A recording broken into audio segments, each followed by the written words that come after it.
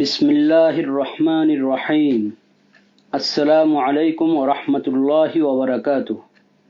আলহামদুলিল্লাহ ওয়া সালামুন আলা ইবাদিহিল্লাযীনা ইসতাফা, আম্মা বা'দ। প্রিয় দেশবাসী, জায়নবাদী ইসরায়েল ফিলিস্তিনের নিরপরাধ মানুষের উপর, বিশেষ করে নারী শিশুর উপর যে নির্বিচার হত্যাযজ্ঞ চালাচ্ছে, একে গণহত্যা বললেও কম বলা হবে। বলার অপেক্ষা রাখে না, এর দ্বারা তারা গোটা মানবতার শত্রুতে পরিণত হয়েছে।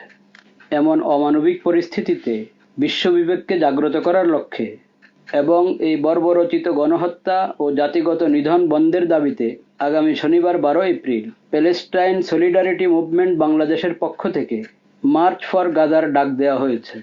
দলমত নির্বিশেষে সবাই শান্তিপূর্ণভাবে এই কর্মসূচিতে অংশ নেওয়ার চেষ্টা করি। আল্লাহ তাআলা এই প্রচেষ্টা সফল করুন এবং কবুল করুন, আমিন। বন্দা মোহাম্মদ আব্দুল মালেক, শিক্ষা বিভাগীয় প্রধান, মার্কাজুদ দাওয়া আল ইসলামিয়া, ঢাকা। খতিব, বাইতুল মুকাররম জাতীয় মসজিদ, ঢাকা।